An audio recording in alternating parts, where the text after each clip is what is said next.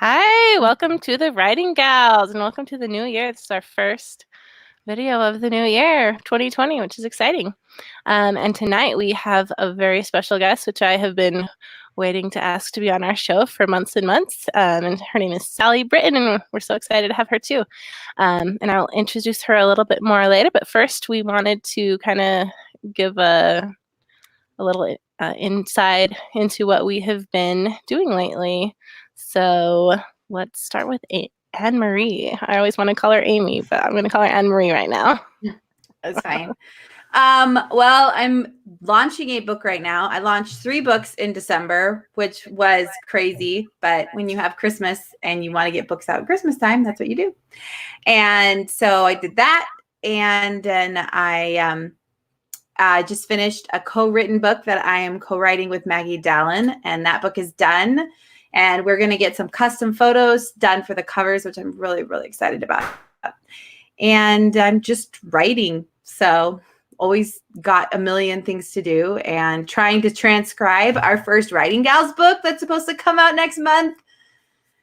And trying to find time to do that along with having all my kids home still because they don't go back to school till Monday. So yeah, that's what I'm doing. Cool. I'm just amazed you're able to write with all the kids home right now because I'm like, I got nothing done. It has not been very often that I've written, but yeah. Cool. I'm like, I'm really going to have to kick it in gear when they get back into school. Mm-hmm. Because I have a pre-order due by the end of this month and it's only 30,000 words done and I've got 20 more to go. So I'm sure you will make it. You will make it. You're good at that. Okay. So what about Michelle? What have you been up to? I've been up to doing not much writing at all.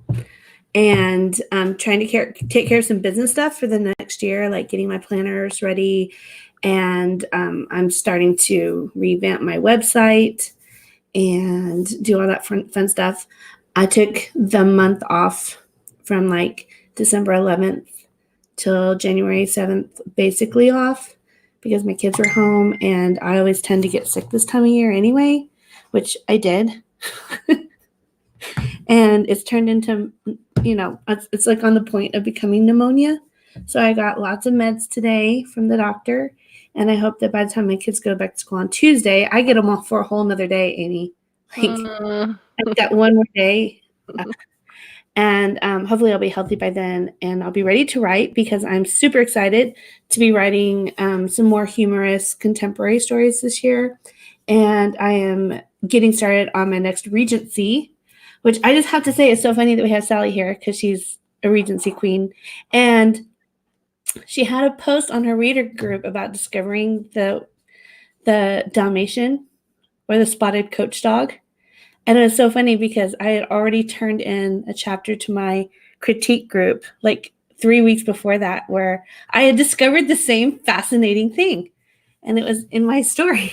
It's just kind of like sometimes the writing world just kind of sinks brains or something. Mm-hmm. But we're going to make Dalmatians like uber popular and super cool potentially, which, sorry, that's historical nerd stuff.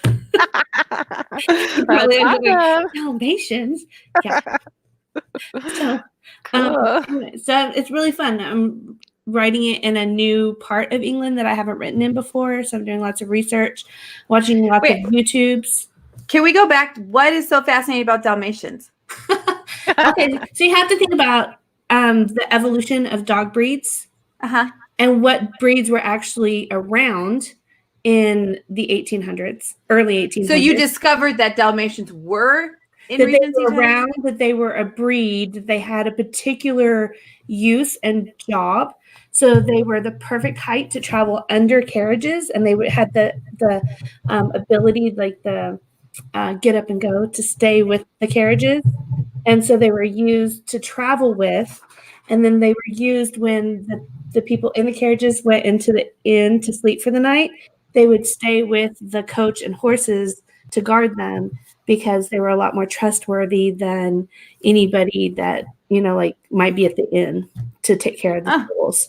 And so it kept him from robbing, the carriage owner and stealing his horses. They were called. They were mostly called the spotted coach dog at that time. So Oh, it's just, interesting. yeah, so it's just one of those really interesting things that when you dig into history, you have to realize that not everything that we take for granted now was around then. And so you have to like think of weird things like if I want to give my guy a dog, what kind of dog might he have had? What were their personalities? What were their uses? Because they weren't just all pets. Yeah. So just crazy little tiny things that make it really fun and actually can enhance your plot. Because as soon as I found the role that dog played, my plot went, oh, well, then I need to do this with this dog. So anyways, it's fun and weird, and that's what we spend our time doing. That's awesome. I would do so bad at all that. I'd put the wrong kind of dogs in a story, and I wouldn't even know it. You put a golden doodle in, huh? I'd put whatever. I don't know. Rat terrier. That's what I have. So. They probably had rat terriers. Oh, well, then I would make it just fine. You would have been perfect, Judy. Okay, I'll read Regency next. Just kidding.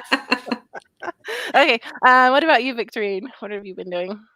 Well, I finished and published my Christmas one beginning of December, and then I took a nice long break. And so I really haven't done any writing. I do have my last YA in my series, my Rockford High series, about 10,000 words done, which was done previously.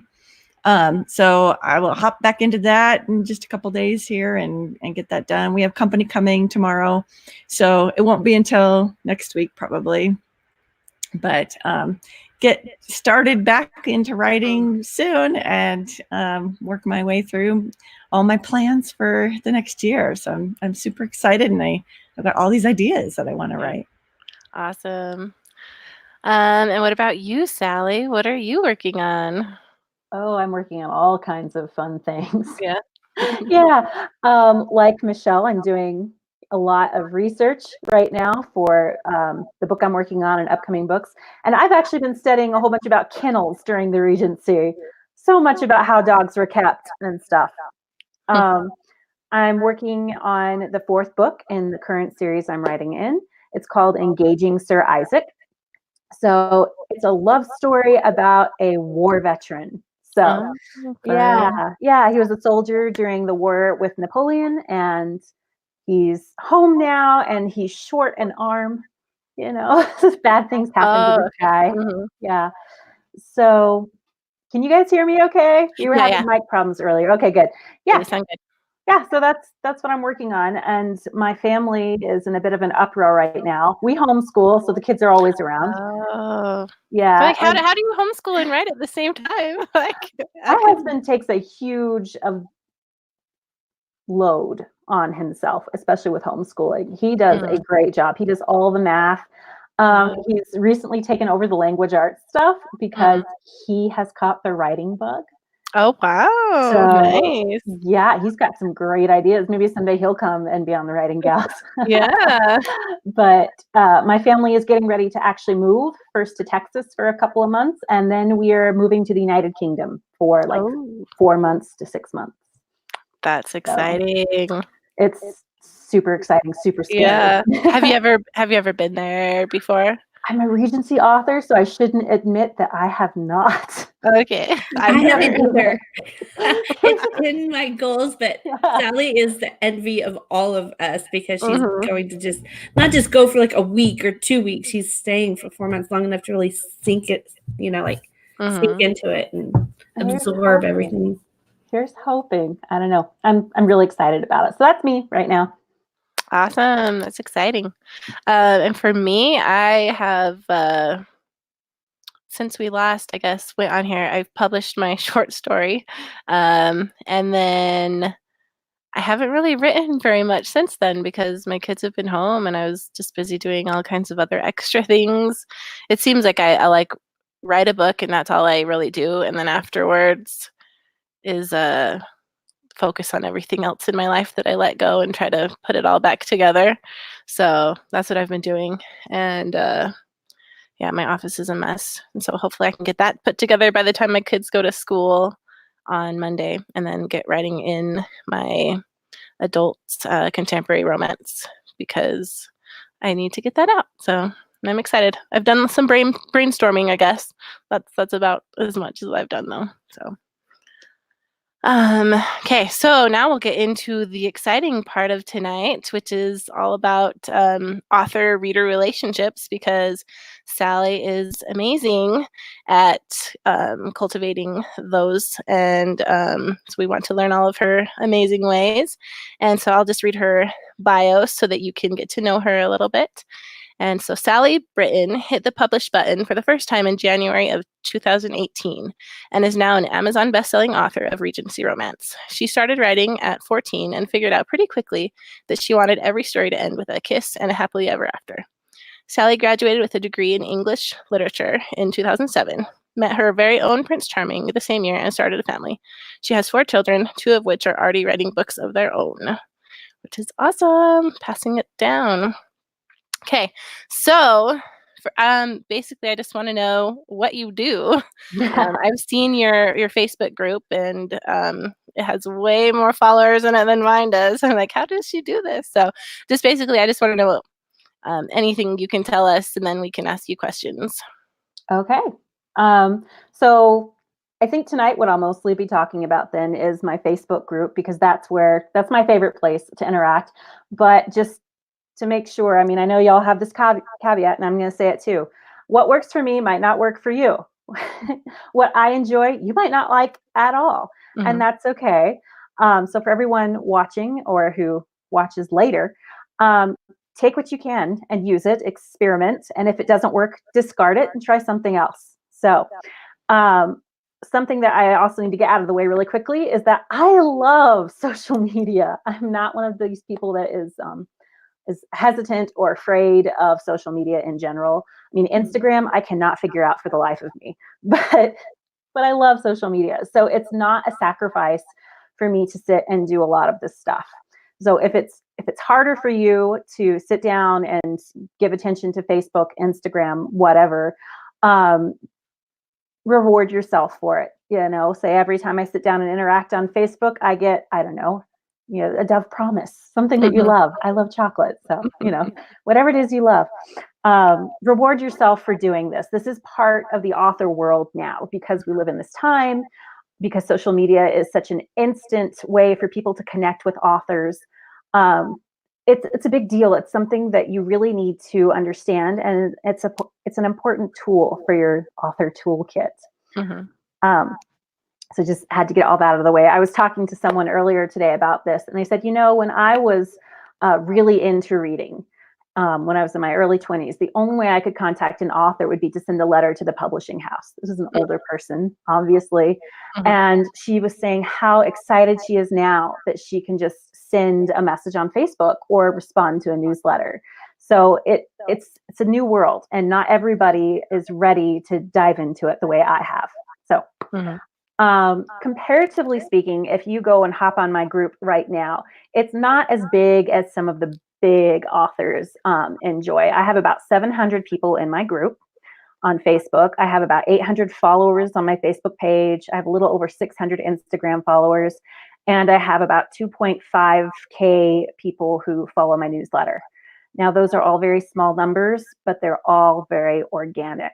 Mm-hmm. So, and we know that when we get organic people who are joining and following us in those different ways, they tend to be a lot more invested in you as an author, and a lot more eager to connect. It's not the same as when you get people who hop on for like a free book or something. Mm-hmm. So that's the point that I'm at right now. And it did take me 2 years to get there. And so, like I said, small numbers, very engaged group.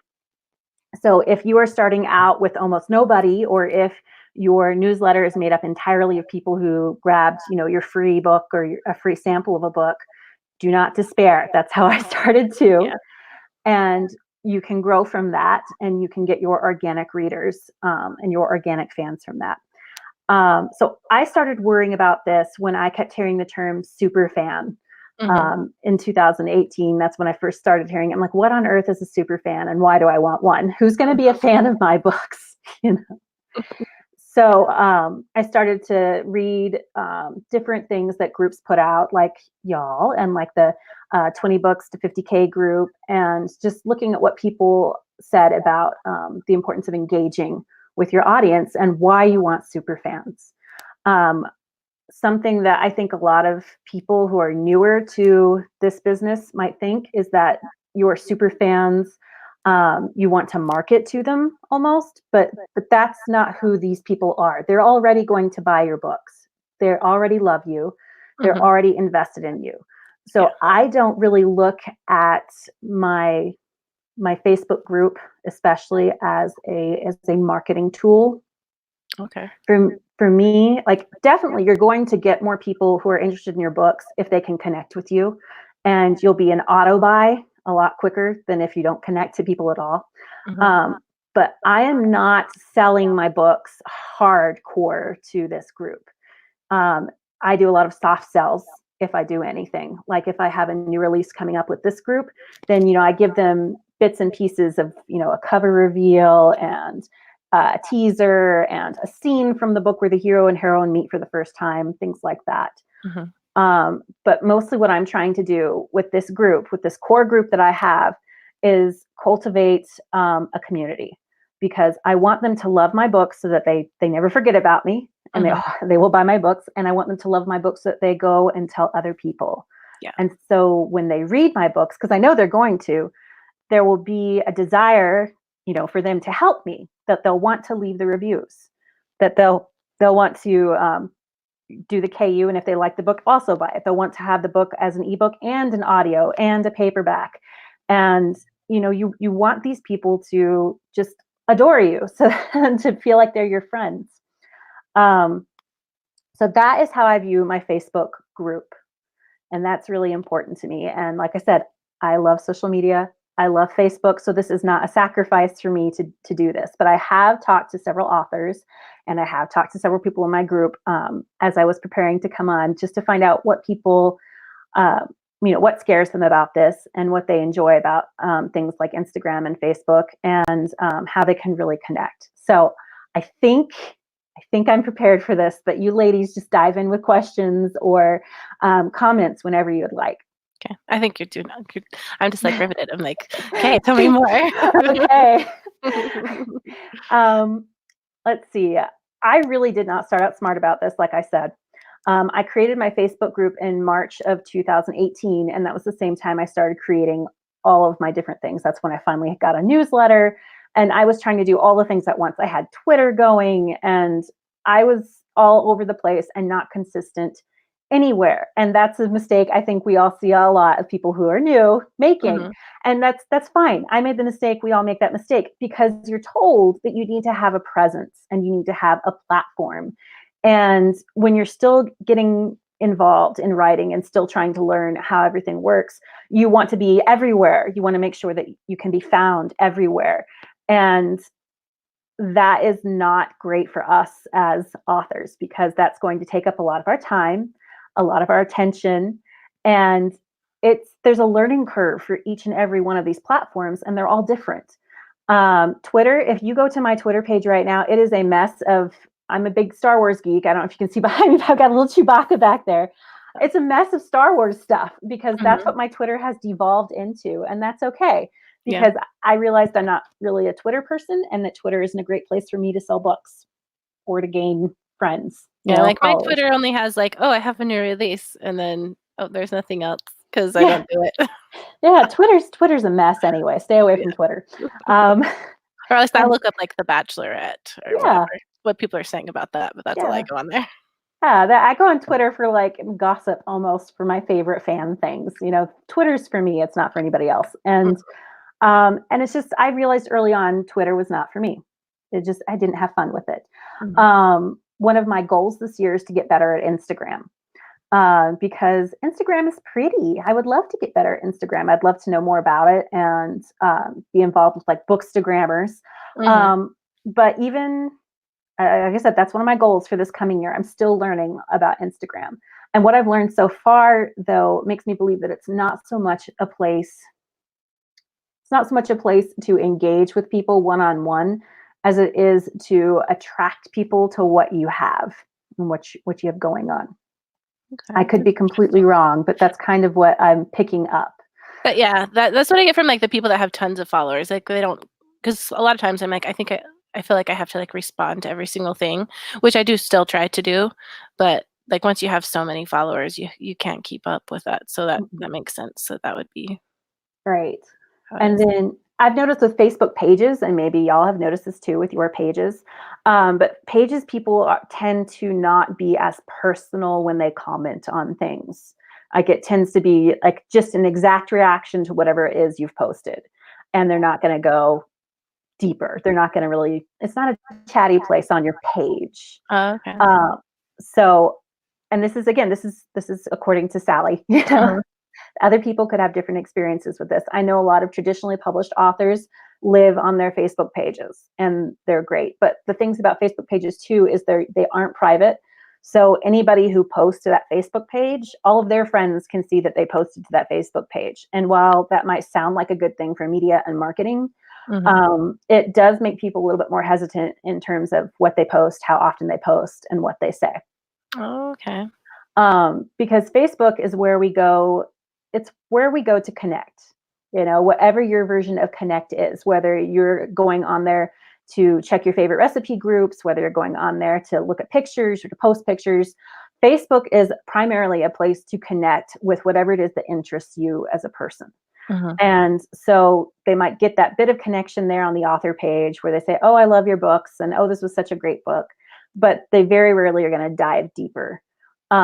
Because I don't know, I feel like the author page is like, okay, this is how I described it. I recently trained a virtual assistant, and we were talking about the types of posts that go on all these different groups.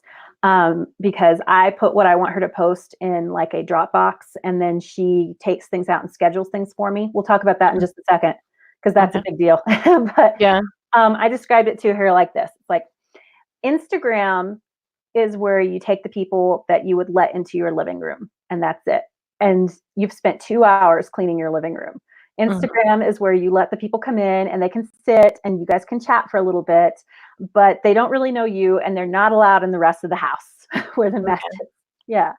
And then like your Facebook page is, you know, I cleaned my house really well because this is a new friend coming over and I don't know them very well yet. And so the house has to be sparkling clean, and the kids all need to be dressed in nice play clothes. Like for me, that's my Facebook page. And then my Facebook group is, come on over while you're in your pajamas. I'm in my pajamas too. We'll just let our kids play and have fun while we sit and visit. And there might even be a few dishes in the sink, and that's okay. So for me, the Facebook group is the really casual place. And it's where I share, you know, the funny memes and the silly things. And then I keep everything else just a little bit more professional and pretty, if that makes sense. So that's something that you may want I need to redo everything. I didn't know that right. This is just according to Sally, but this is something that you might want to consider. Anybody with your different types of social media. How much time are you willing to spend on these things, and how casual are you willing to get? Because if you're posting the exact same stuff on your Facebook page that's in your Facebook group, then like occasionally I have cross posts where they're the same thing. But then what's the point of belonging to one or the other? You know, you want your Facebook page to be how people find you on Facebook, and then your group to be how you welcome them into your culture and community. That's my mindset. Again, this is all according to Sally. Take it as you will. So sounds good to me. I tried to get rid of my Facebook group because it was just, I was like, oh, it's not doing anything. It's just me posting and no one doing anything. So I'm like, I'm going to make my Facebook page just take care of all of that. But I need to go back to the group. That's why you're here to help me. So. Yeah. Again, that goes back to what are you comfortable with? What do you have time to do? For everybody who's freaking out about time right now, and oh no, this is one more thing I have to add to my checklist of author responsibilities. Don't freak out. It's going to be okay. You know, if you're starting from scratch, then you do have to put in a little bit of work. If you have a dead group or a dead social media account, again, don't panic. Mine was pretty dead too. I brought it back to life slowly, but now it's thriving. What you need to do is you need to recognize again that this is a tool. It needs to work for you, not be the boss of you. You know. So what I do. And this is what I did before I had a wonderful assistant, when I was in the beginning stages of figuring out how I wanted these groups to work. What I do is I set aside a certain amount of time. And for me, it's like one day. And Okay. and whatever work hours I use during that day is when I create my content. Okay. Now, this is a big thing. I know people are also scared of this. Do not be scared of this. If you look on Facebook, there's this great group called, I think it's just called Author Group Ideas. I wrote it down somewhere, but we can put a link to it up later, probably, right? If I find it. Okay. Yeah, send it to me. Okay. Yeah, so there's this great group. It's called Author Group Ideas, and that's a wonderful place to start. Look in their files section. They have entire lists of ideas, that things you can ask for group engagement. People on there who have shared their images have put them on there for anyone to use. Now, it is not only for sweet romance authors. So if you're a sweet romance author, be careful, because there's some steamy stuff in there. Yeah.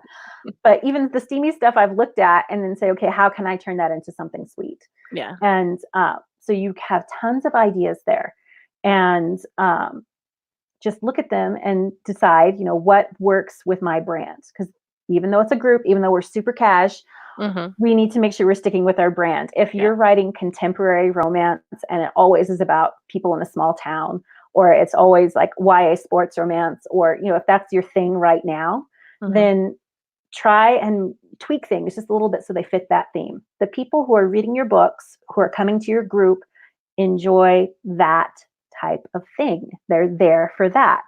So you want to build on that. Make it go along with whatever you're working on at the moment. For a historical romance author, for me, I put stuff up there about, what would you have wanted to do, back in that time period? What would you have wanted to be? What kind of title would you want to have? How many servants would you want? Which servant would be the most important for you to have today? It's words, where the words come from. It's historical castles and manors and things like that. And you pepper those in with stuff that is more real. Okay. You're going to have to get real with your readers, at least on that level, on that group level that I'm talking about. That's the inner sanctum level. You have to get real with them. On your page and on Instagram, you see how my hand's going out like here's my core group. We're real with them. And then we have the Facebook page group people, and we're kind of, they kind of get to know us, but not as well as that group. And then going out, we have Instagram, where we just want everything to be pretty. Yeah. See, my Instagram and Facebook page are like opposite of that. I like, because it's part like family stuff too. So I'm like, oh, I might do it all wrong. You do what works for you, Judy. If that's what's working for you, if it's getting engagement, then that's what's working. So again, don't take me 100% at my word. Look at your engagement rates. Look at how many times people like things. Look at how many comments you've got. If you are able to get in and look at the deeper insights, like Facebook groups, there's a little thing on the left-hand side that says group insights when you're on your desktop or laptop. Click that. It'll show you how many people you have, how many people are engaged, when you have the most engagement, what day, which hours. There's so much information there. It'll even tell you who your top contributors are, who the super, super fans are, if you will, the people that always comment. So look at those things. Look at the numbers when you have the time. Do not stress over this, anybody. You're not supposed to stress over social media. Please don't. Hey, Sally, I just want to jump in. Yeah. Go ahead. I just want to jump in. So I've been trying to revitalize my Facebook group as well. Very much inspired by yours, because I am in your Facebook group. Also, I don't know if you've ever heard of Colleen Hoover, but she has like 30K people in her Facebook group, and they are like on there saying, I'm pregnant and I want to name my kid after one of her characters. Which one do you think I should? And I'm just like, oh my gosh, like, this is insane. Okay, I need to get, or they'll be like, I got friend requests. She accepted my friend request. Yay. I've been waiting for years for her to do that. Because I guess Facebook, you're only allowed to have a certain number of friends or something. And anyways, and so I'm like, okay, well, I need to be that person, obviously. So, and she probably had to start somewhere.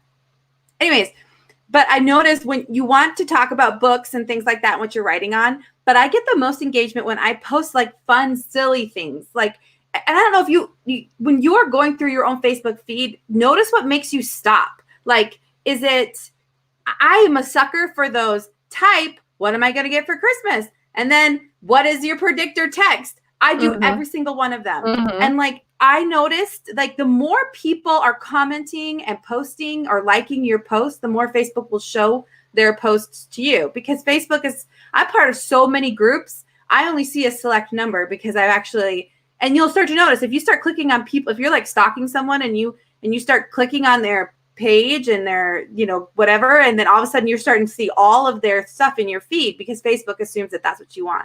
So I think what I do is I just go on Pinterest and I just do Facebook engagement memes and so many people have already created whatever it is. Like today I posted in my group, type which like smile, what color starburst do you like? And I get so many people, like those are the posts that I get the most engagement in. And those are the ones that you want to give your readers. I mean, and this is good for you if you're going to take over a Facebook group too. Because I hate when people want to take over my Facebook group and then it's every post is, this is my book, buy it. This is my book, buy it. I'm like, nobody wants that. First, nobody wants to tell you where they're from because they're already in my group and they've already told everybody where they're from. Don't post that question, but post things that are going to make them, engage, and that kind of tells them, that allows them to tell you a little bit about them, even if it's what kind of Starburst do you like or what kind of chocolate do you like? Like they really enjoy those. And the more they're posting, the more they're commenting, the more Facebook's going to show them all the posts that you have. Well, and the more Facebook is going to show the group link over on that little right-hand side, you know what I'm talking about? The more it's going to push that group link to people who are similar to the people who are already in your group. Oh. Yeah, that happens. Like I said, I do not use this as a hard marketing thing at all, but it is very good for soft marketing, if that's a term. I don't even know. Yeah, it is now. It's a soft sell. That's the reason our Facebook group went crazy on us, because we've never advertised it anywhere, but Facebook keeps showing it to people who join similar Facebook groups. So, and our engagement is really high in our page. So now if we could just figure out how to work that magic. Yeah. No, I mean, Anne Marie, I'll call you that because that's what's on the screen. Anne Marie's right, though. You give the people what they want. Now, this is something, though, that I, like you said, ask the questions about Starburst, go on Pinterest and grab stuff. I have had a few problems recently with my group, and I've talked to people about what I've been doing to cause those problems. I've been locked out of Facebook several times, and it has been nerve-wracking to the point that I was locked out for 4 days once over a weekend. And if you know anything about social media, that's not when you want to be locked out, because that's when people are online and commenting and doing stuff.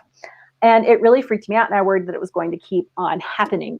So I talked to a few people to try and figure out what I was doing wrong. And it was just after I had gotten a virtual assistant, and she was helping me with some of the scheduling and things. And this is the horror story, guys. This is the one scary thing that's happened to me this whole time. But we were told that we were putting up too many things at the exact same time. So we would go in and use a scheduler. You don't have to use scheduling tools. They are out there. But we were using a scheduler, and it posted to my Facebook page, my Facebook group, and Instagram all at the exact same time. So one post would turn up in 3 places at the same time. And it would do that, 2 or 3 times a day. And that started to look suspicious to Facebook. And then on top of that, because it was all posting the way it was, and then I would go in as my page, because she was using a social media scheduler that posted as my page. I was going in as my page and then hearting and liking and commenting on what people were saying.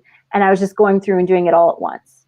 And that also looks suspicious to Facebook. Facebook doesn't like that. So I kept getting kicked out of my groups for those reasons. I talked to a few people, and they said the best thing you can do is stagger your posts. If you have a post that's going to appear in multiple places that are owned by Facebook, which is Instagram, your pages, your groups, stagger them just even by a few minutes.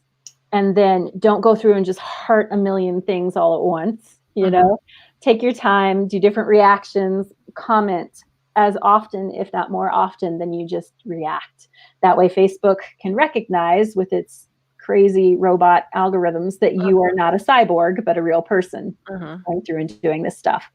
So that should actually be kind of a relief to some people. That means you don't have to engage constantly all the time, because if you do, Facebook might get mad at you. So I was in a group real quick, and she got locked out of Facebook, out of her group for like months. She couldn't get in. And so once Facebook finally decided she made her mom an admin. So that way, if she got kicked out, she could still get into her group through her mom. Like her mom could post things. So that would be a way for you to maybe get around something like that if that was happening. I mean, for me, I've had Facebook, like, wait till you have Facebook ads and Facebook decides to cancel your entire account for Facebook. Like that's like, to me, that's like not a big deal. Like having your whole ads account shut down. Or one time Facebook decided that my own personal page I was in the doghouse for even posting on my personal page.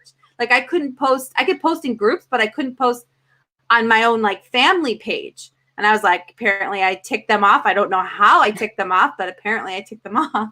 So, you could do anything, even just personally, and make Facebook very upset with you. So, and if it happens, you're in an elite group that it happens to everybody. So most of the time Facebook will work it out and sometimes they don't. And it's good to have certain things set up or knowing what not to do to at least try to make sure that doesn't happen. Yeah. If you have somebody you trust, and I did this with a couple of author friends too, if you have somebody you trust, family member is great, but a friend, another author, somebody who's, part of our world, type of a thing, totally make them a group admin with you. Just be careful who you trust, because there are horror stories out there of authors being co-admins and then one of the admins kicking the other person out. So this needs to be, oh my gosh. Yes. Taking over the group. It's their group now. Who has the power now? Exactly. Ooh. Exactly. So yeah, be careful. Make sure you trust whoever it is you're picking. A family member is a great idea. For me, it's one of my critique partners, and I have two, and my administrative assistant, who also is my sister. So high level of trust there. Yeah. But yeah. Where were we before we talked about the scary stuff? Facebook is a You were mysterious talking about place. posting Not at the same time. scheduling posts. Yeah.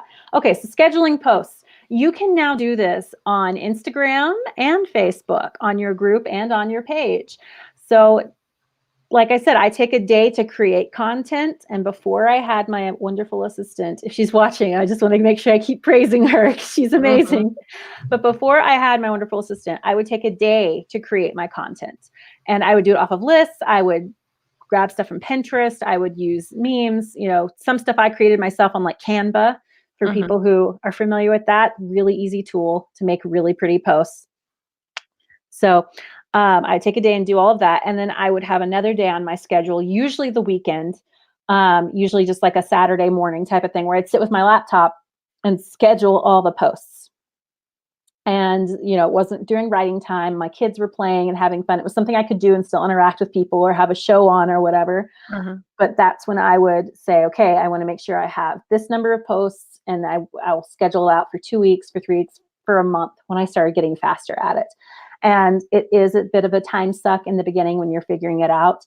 As soon as I felt confident enough and had the financial backing for it, I did get a social media scheduler that I have to subscribe to. And it is an extra cost. But because I was able to really easily turn that then over and add my virtual assistant as a user, that was really nice too, because she just came in and was able to see what I had done and was able to keep doing what I was doing. But if you don't have the money for a social media scheduler, that's okay. You can go into Facebook, and you can go into your Facebook page and into your groups and even into Instagram, and you can schedule everything. Because that was something that really stressed me out in the beginning, was I have to log into my Facebook page and post something before I figured out, scheduling's awesome. So it's one of those things that if this is important to you, and if you are ready in your author career at this point to start engaging more on social media, set aside the time, set aside the time for the creation of the content, and then set aside the time to schedule it. That way too, you're not putting pressure on yourself. It's like, oh, I haven't been on Facebook today and I haven't posted anything. Or, oh, it's been like 3 days since I've been on Facebook and I haven't posted anything. Consistency is really important. And that's why scheduling is so great. You need to decide what your consistency looks like.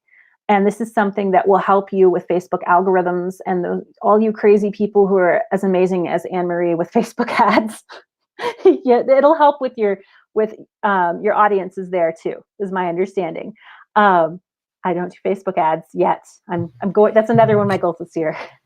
Well, what's awesome too is you get a lot of people, once they see your ad and they click on it, Facebook will start to show it to them again. I don't know if you've noticed, any ad you click on Facebook ad, Facebook will continue showing it to you. So you actually get people that come back and they'll say, oh my gosh, I loved this book. And when you know that they come back enough to comment on your ad, then I did not think of this. I don't know why, but Kelsey Stetling did. And she will write on it and say, hey, that's awesome. Why don't you join my Facebook group and we can chat about it? And so she leaves the link.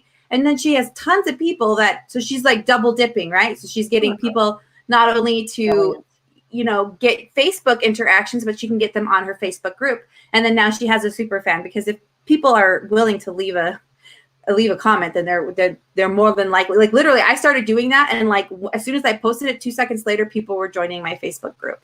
And then another thing that Michelle started doing that I did as well was adding my BookBub, Facebook, and I can't remember the other one was, links in my newsletter. So I say, if you want to connect with me on these other platforms, and that's how I've grown my BookBub follower list and how I've grown my Facebook group list as well. So definitely use all avenues that you can when people are commenting, or if anybody comments on any of your posts, make that an opportunity for them to join your Facebook group.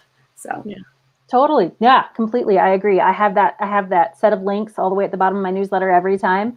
But then every once in a while, I'd say maybe once a month, maybe a little bit longer than that, once every 6 weeks, I make sure that that's like one of my big links. There's a pretty, like, it's usually like my group header that I have that says, oh, by the way, if you're new and you haven't joined my group yet. And I always get more people who join when I do one of those. It's like, oh, we didn't realize you had a group, or, oh, I've been thinking about joining. And so they do. And, in Instagram, you can have that one link at the top of your profile. My one link is to my group. And I know some people say to do it to your newsletter, and I know some people say to do it to your author webpage or to your newest book. I've even seen people say do it to whatever your newest book is. That's fine. You have to decide what your intent is with that link. For me, my intent is to grow my super fan, my core base, my Facebook group. So for me, I put that link there. But yeah, you totally want everyone to know where to find you, because you want them to connect with you.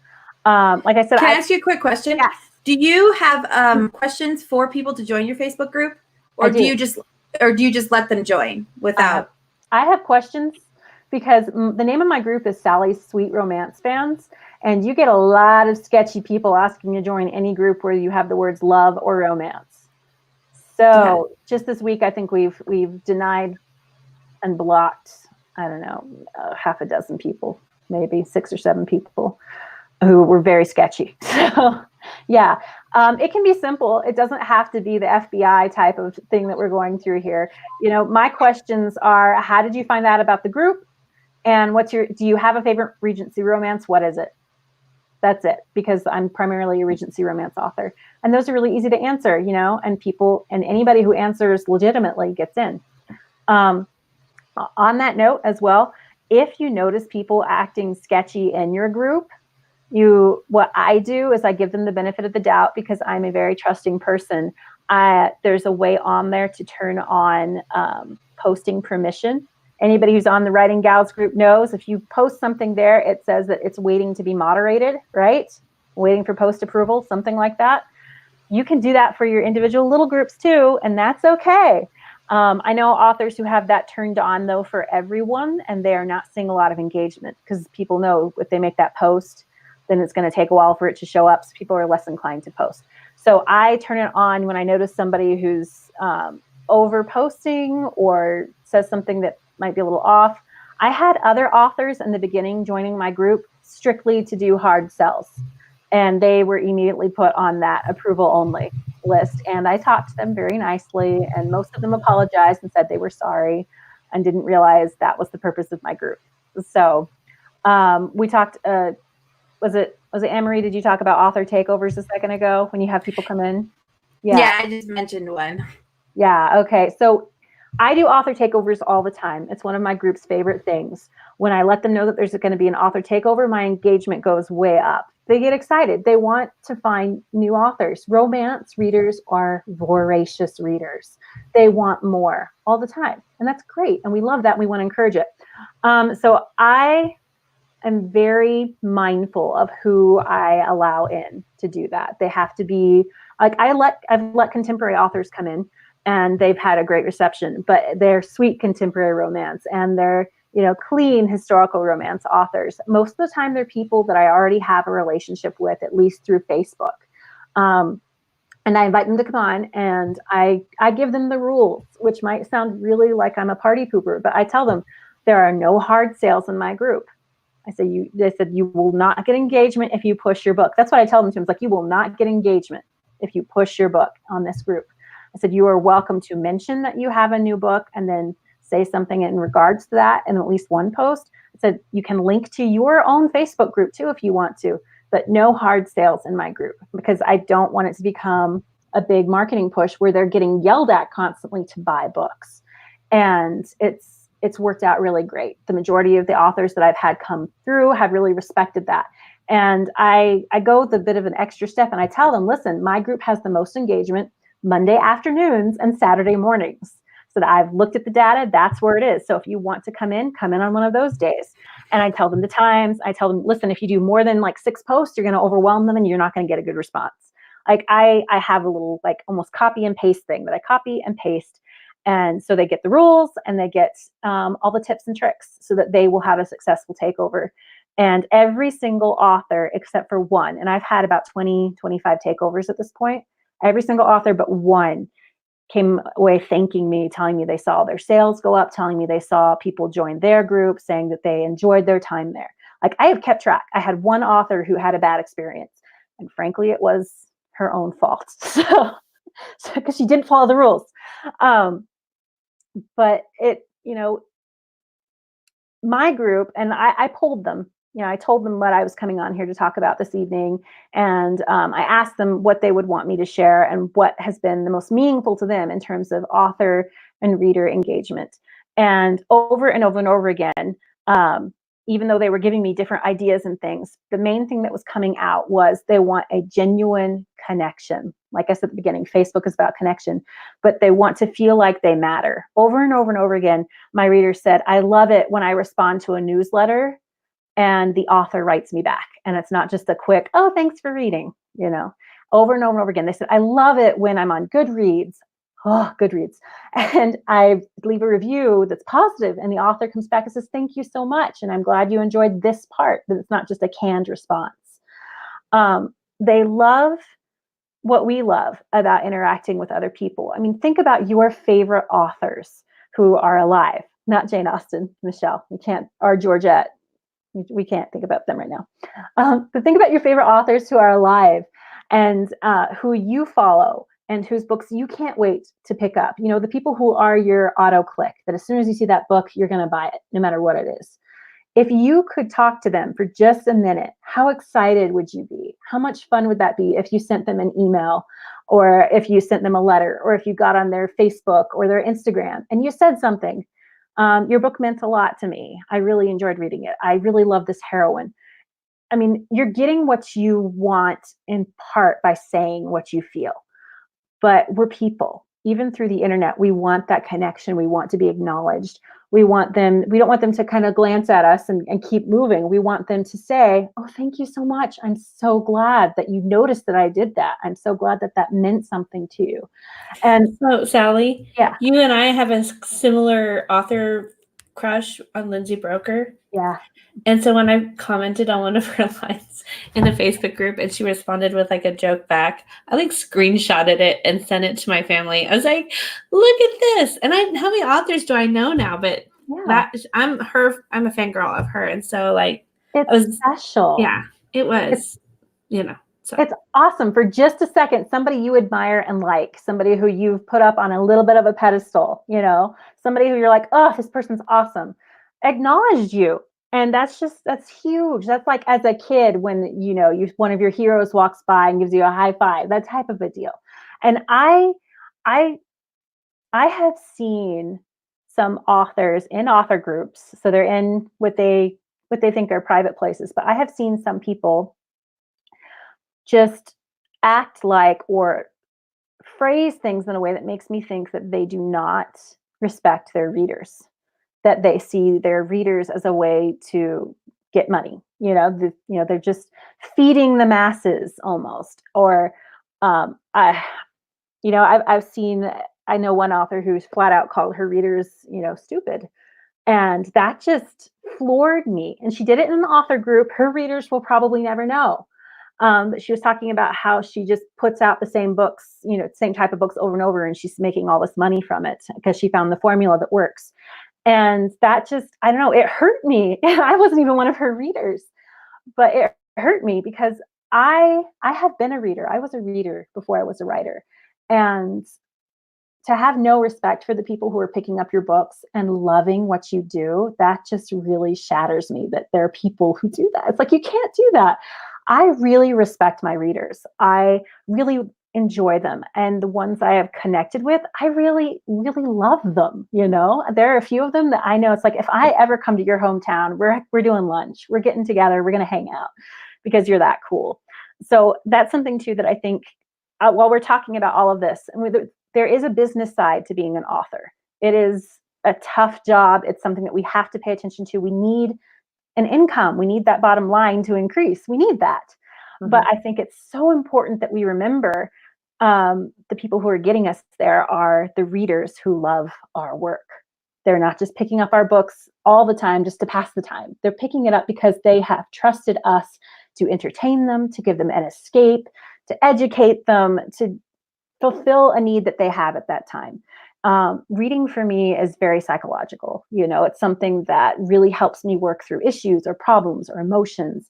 When I'm happy, I read a different kind of book than when I'm sad, and so I feel like as authors, we have established a level of trust with our readers, and we need to respect that trust that they've given us. And part of that isn't in our interactions with them. This does not mean that you should spend all day, every day talking to your readers. There are appropriate boundaries. Somebody, I think, asked about that on the group page. There are appropriate boundaries. You need to decide what they are for you.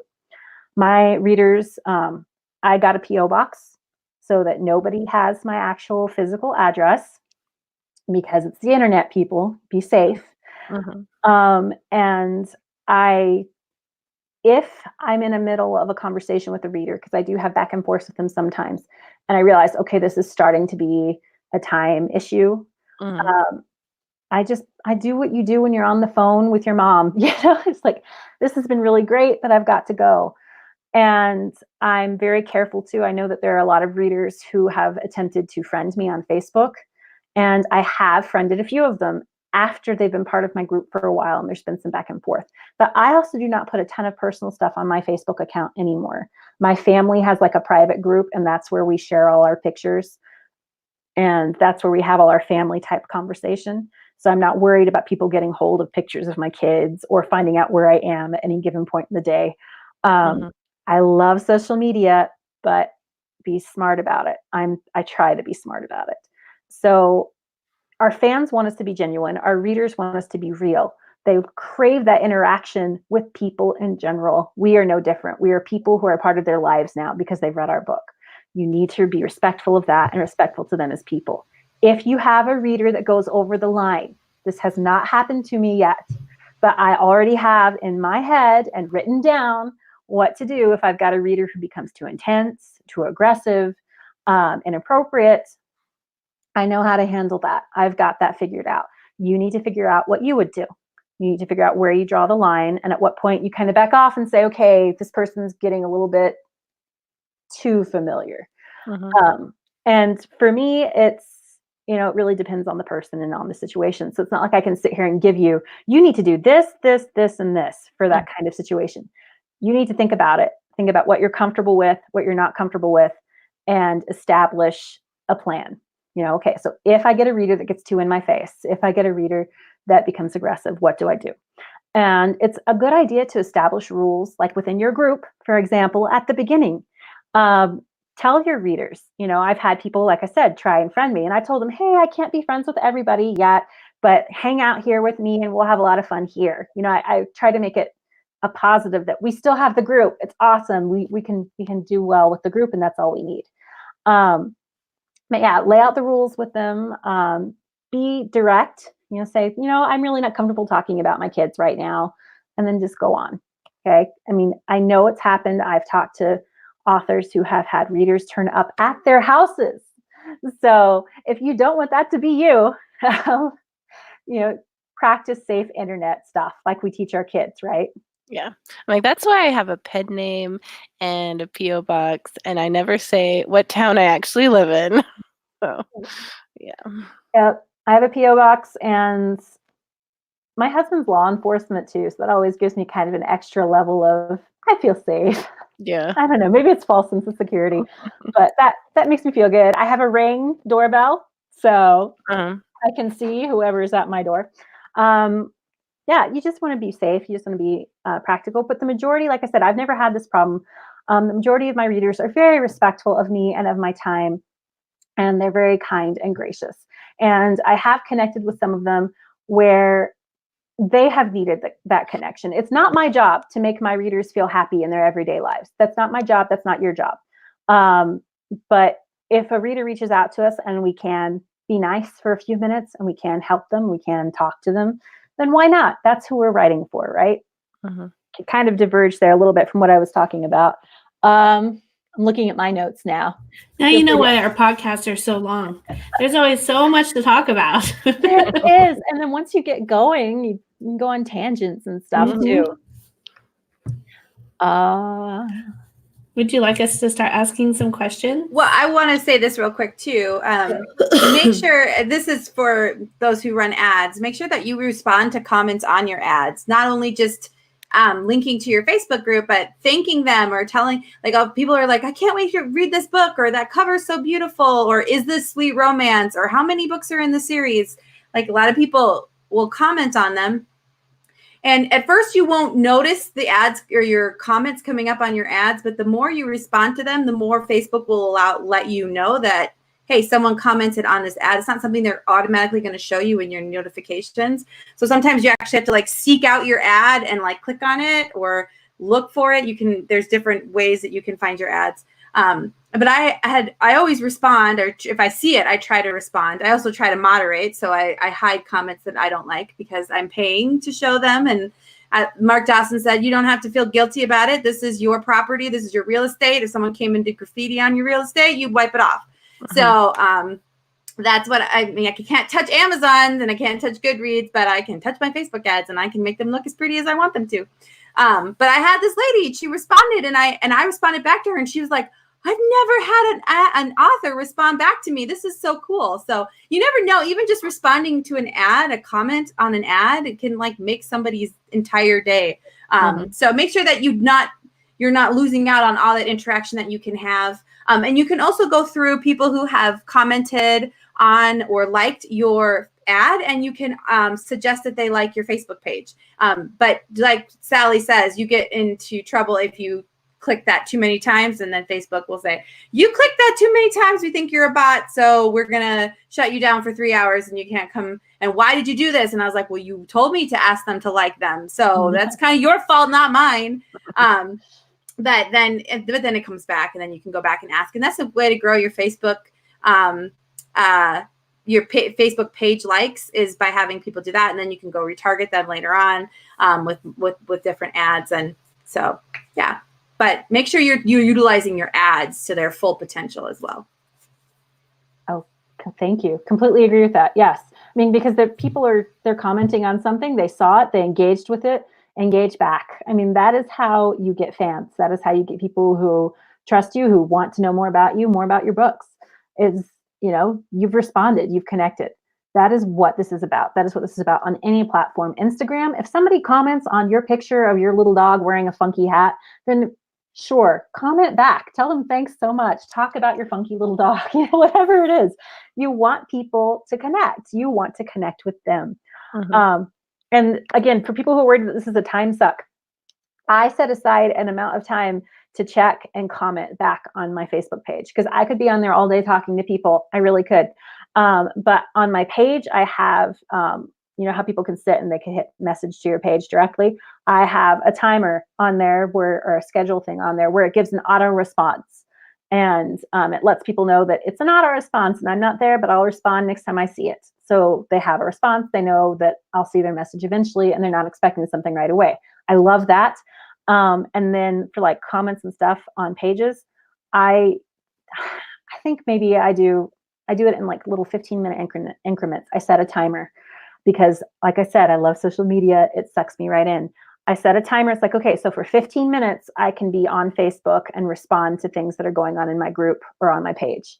And then I have to get off and go be a mom or go be a writer or go be a wife or whatever else it is.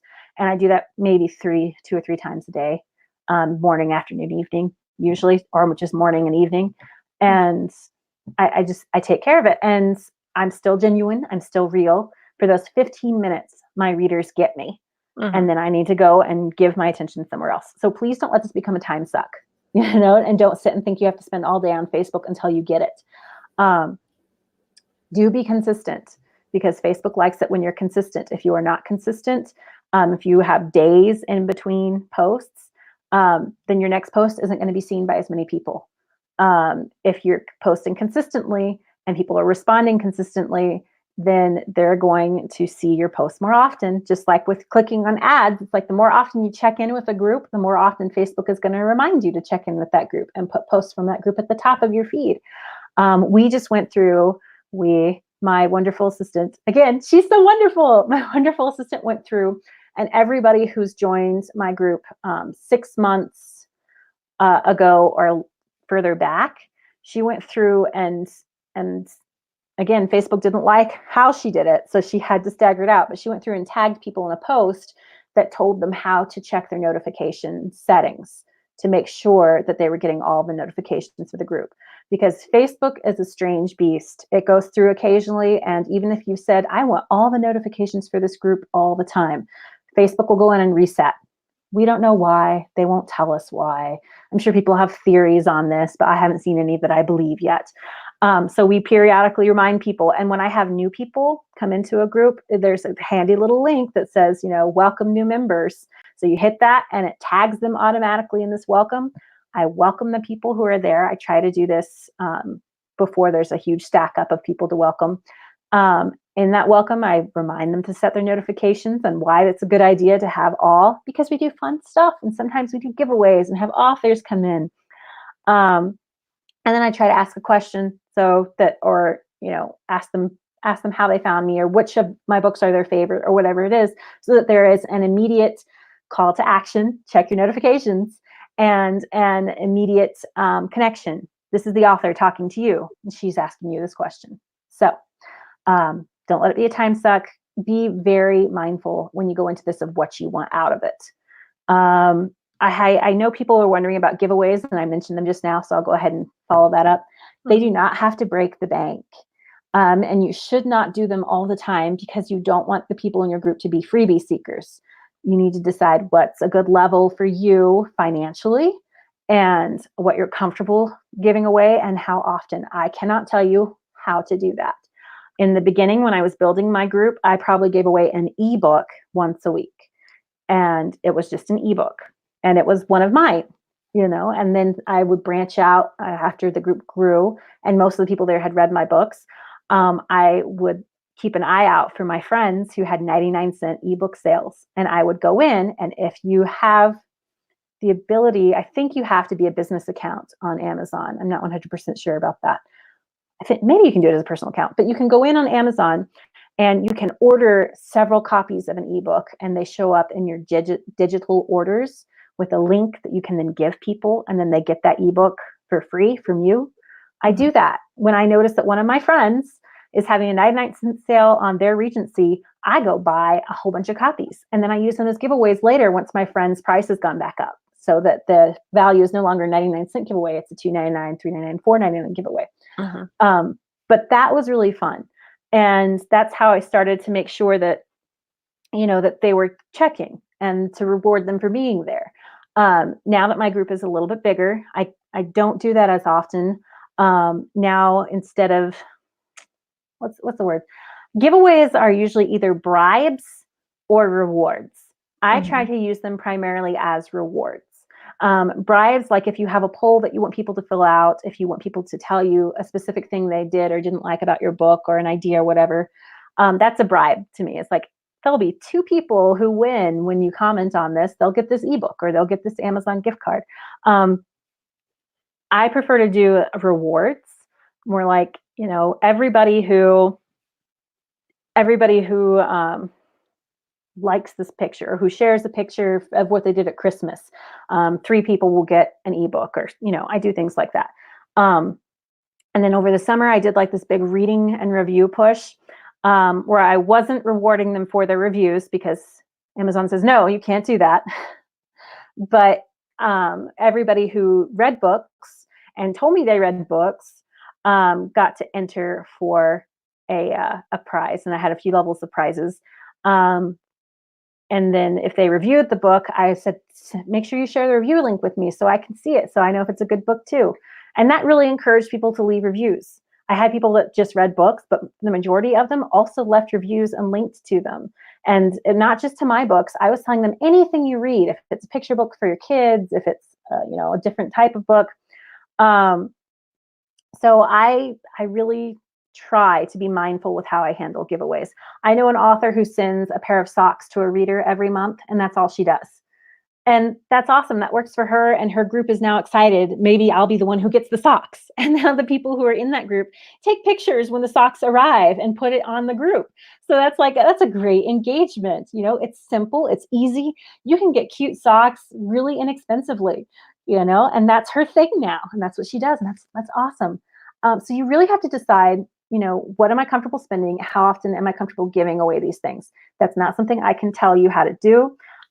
Please be responsible with your funds. That's about all. I am now at the point where I can do big extras, and I like it. This is something that it's not necessarily a huge marketing tool for me. It's a soft marketing tool. It's something for me to use to reward my readers, to say, I'm so glad you're here and you're part of this group. I'm doing a birthday club this year, and if it works out, great. I'll keep doing it. But what I've had people do, and because of different laws and privacy laws, I'm very clear that their addresses that they give me can only be used for the purposes of the birthday club. And I state what those purposes are. But I've had people tell me their birth month, name, and address. That's it. And everybody's going to get like these cute little postcards that my cover designer did for me. There's a lot of glare, so you can't see, but they're signed by my characters from my books. And so they'll get postcards that are really pretty. I mean, they're pretty. It's great artwork, and signed by my characters. And so that'll be fun for them. And then one lucky birthday person will get a birthday package. And I just have those, those USPS flat rate boxes. And I've put in like a signed copy of one of my books, another book I enjoyed reading, a candle and socks and a bookmark. Okay. And the whole box probably costs me between $25 and $30 to put together a box. And so once a month, that's how much I'm spending for one person to get a package. Nice. My birthday is coming up. I should sign up. You should. You'll at least get a postcard, right? And they're really pretty. But you do things at the level of where you are. If you are just starting out, if you are still, making single-digit numbers on your books, then don't break the bank doing this. This is not where you want to spend your advertising money. This is not my advertising money. Okay. For me, this is my reader group reward money kind of a thing. This is the way that I show my thanks to the people who are connecting with my books and me. This is not where you want to spend your advertising money. I feel like I need to keep saying that because somebody's not going to get it. You need to spend your advertising dollars somewhere else. This is icing on the cake. This is, I'm at this level where I can send packages to random people in the world, all over the world. Okay. You might not be at that level yet. You might be at the 99-cent book level. You might be at here's a free copy of my ebook level. And that's fine. Something else I was able to do that I really feel such a connection to my readers. I really, really enjoy them, and they're awesome, and they make me happy when I hang out with them. You know, that's like my safe place is my little Facebook group, because everybody there already likes me, you know, type of a thing. It's a party that I'm throwing, and the people who are there because they like me. But because I have that kind of relationship with this group, I wrote a Christmas novella. I didn't have it ready early enough to hit the big Christmas push, but I gave it to everyone in my group for free. I gave them the link to BookFunnel, and I told them, you know, this is not the proofread copy, so they didn't have the perfect copy, but it was like 99% ready for publishing. And I've set it free for a week, and they had the link, and they had a week to grab it. And I had so many of them say thank you. I had so many of them then go and buy paperback copies to put in stockings because they had enough time to do that at least. But there was just a huge amount of people who were like, this is amazing. Nobody's ever done this for us before, and you're so awesome. And it was a novella, and so it wasn't very long. And then I, you know, as soon as it went up on Amazon, don't keep it free in your group. But as soon as it went up on Amazon, I took it off my group. The BookFunnel link was dead, and then they could buy it if they wanted to. And I had several people who did, even though they got it for free. I was like, oh, that's so sweet. They gave, you know, they give back. But that was my intent, was to you know, give them a Christmas present. And that's why I said, this is my Christmas present to you, and I hope you love it. So yeah, I've done that the last 2 years, and they seem to like it. See, so you know. Yeah. And like I said, if you have a dead group, if you have a group that you don't feel like is getting enough interaction, then you don't have to give away an entire book to them for free. That's not what you do. But, you know, you just be consistent with the things that you are giving them. Be consistent with like sneak peeks with scenes, with the meet cute scenes. Readers love the meet cute scenes. Cover reveals. You know, give them stuff to do with your book, and then give them the fun stuff, like Anne Marie said. Give them the, you know, autocomplete stuff. I do that in my group sometimes too. Just make sure that you're staying true to your brand and who you are as an author, and like your heat level. You know, don't share anything spicy if you're a very sweet author. You just have to be aware of what your group is, and you have to be intentional with your interactions. And I think that's all I had in my notes. Okay, awesome. So I just have a question. So how often do you post in your fan group? Is it like multiple times a day, once a day? How often do you think? Right now we're doing 2 posts a day. And I'm very, like I said, I'm very intentional. One of my posts is usually something fun and ridiculous and silly. And then the other one is usually more of an engagement thing where I'm looking for people to answer questions.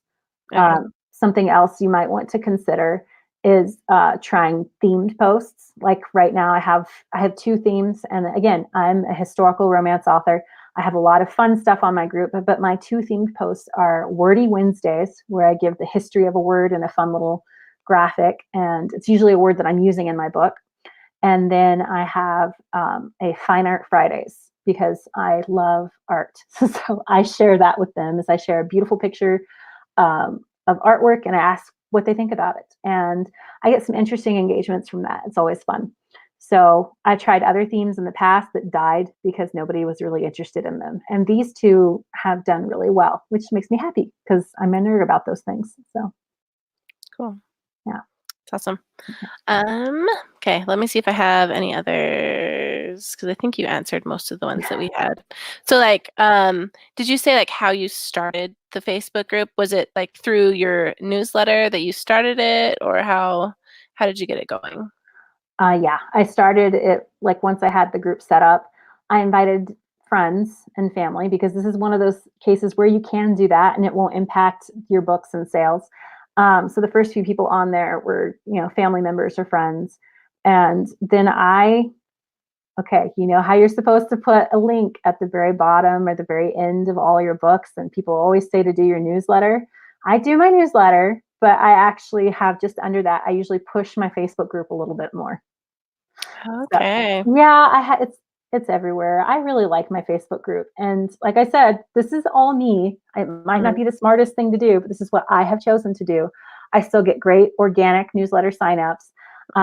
but I make sure my readers know from the beginning or from the end of the first book they read, hey, she has a group. So Okay, that's cool. I haven't done that, so I'm gonna do that now. yeah, just remember the great advice everybody gives you. You want your first call to action to be the thing that you most want your readers to do. Mm-hmm. So if you and you know, a lot of people say too that we have more control over like our newsletter lists than we do our Facebook groups. Mm-hmm. Facebook can change algorithms tomorrow and throw all of us off again. Whereas your email list for your newsletter is all yours, and you can do whatever you need to with that.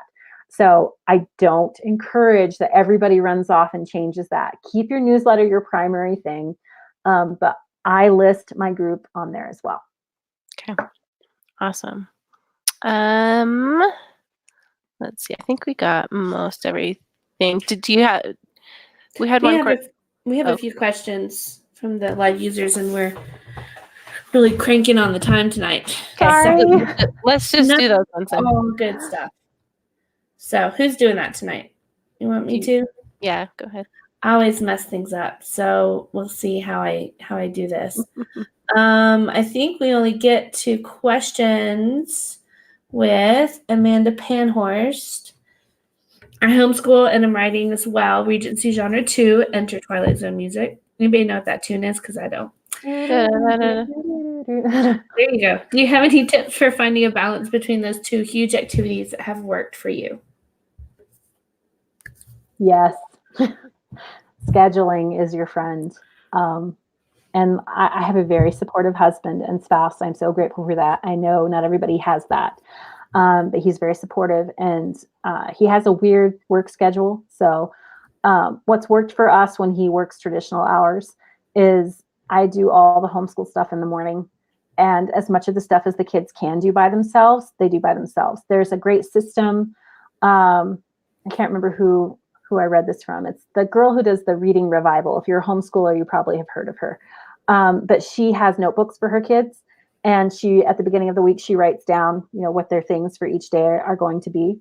And I do that for my kids too now. So they have a notebook. It says what they're expected to do all through the week and which days. And then I put a little star by the things that I have to check or they have to do with me.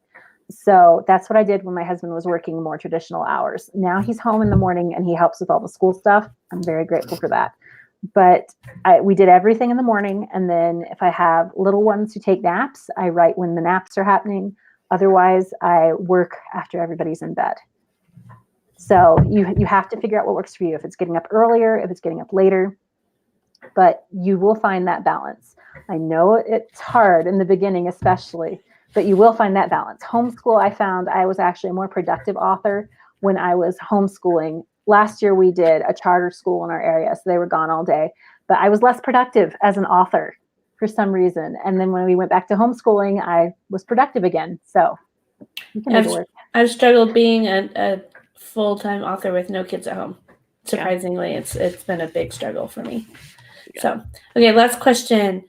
How soon into publishing did you create a Facebook group for your readers? Did you wait until you had a certain number of subscribers to your newsletter first? I wasn't intentional about it at all. So that answer is going to disappoint you. I published for the first time the end of January 2018. I created the group middle of March 2018.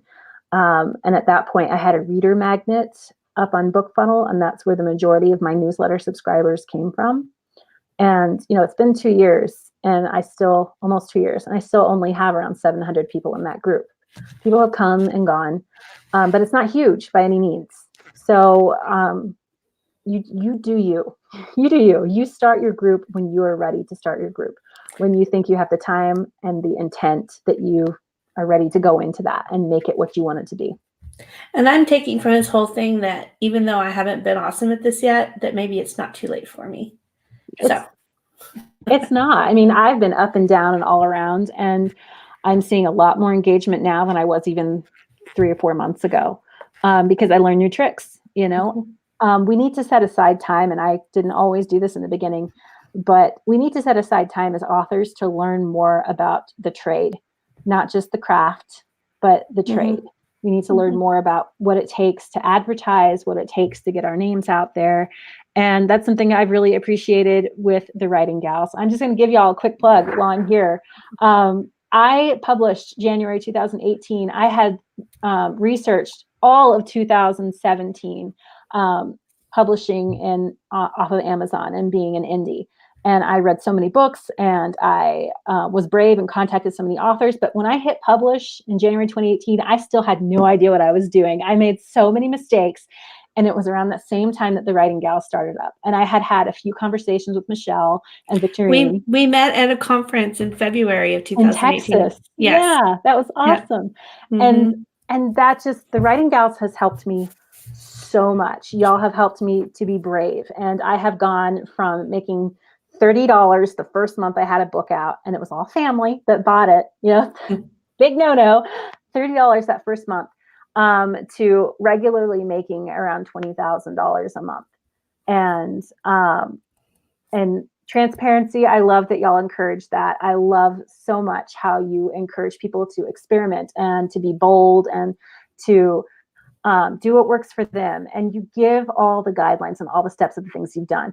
And this is an up and down business. I mean, maybe in a few months I'll be back to making, only $100 to $200 a month. Probably not, but it could happen. And I appreciate too that you're real about that. You say this has been a really tough month and it hasn't been as good as previous months. And this is why I think it is. So I just really want to let anybody know who's watching this, as well as you gals, you have changed my life. You have changed my writing life. You have changed how I approach this. I only wanted to break even on whatever it cost me to publish a book when I started. And now my family is going to the United Kingdom for 6 months. And we're doing that off of my income as a writer. So I believe in what y'all do. And anybody who has questions about what y'all do, and if it's valid, send them my way. I will be happy to tell them everything and then how much I've grown because of your help. And I'm just really honored that you asked me to be here tonight. And that might be a funny thing to say for a podcast on YouTube, but I'm really honored to be here and I'm really grateful. So thank you so much. We have loved watching your career grow. It's been so fun because we've known you from the beginning of your career and just watching you take off. And it's, people who are hungry and who are willing to dedicate the time and go after what they want are the people who, and don't give up when things are hard, are the ones who get to where you are. So you may have learned some things from us, but your success is all your own credit. And we have really enjoyed watching you just soar. So thank you. We're looking forward to having more with Sally. We were hoping she was going to be able to be at our conference. I know. In August, but she just has to go and have a class in Britain. That's the only thing that's made me sad, honestly, was when we set it up. I was like, man, I'm going to miss that. Only thing I'm sad about. But it's not our last conference. We are determined to have more. So yeah, I'll be there. And since we got her on our podcast, then hey, it's been wonderful. Yep. Yeah. Thank you for coming on. My Okay. pleasure. So I guess I will just close this wonderful conversation out. It's been so awesome to learn from you, and I'm excited to get back into my reader group and get it going again and use all these tricks that you have and spy on your group a little bit more, probably. Because that's what I do. I spy on everyone. So anyway, thank you everyone for watching and joining us tonight. And if you haven't subscribed to our channel, just click below and subscribe and ring the bell so that you'll be notified when we go live next. You can join us. And yeah, thanks for staying up late. Thank you. Good night.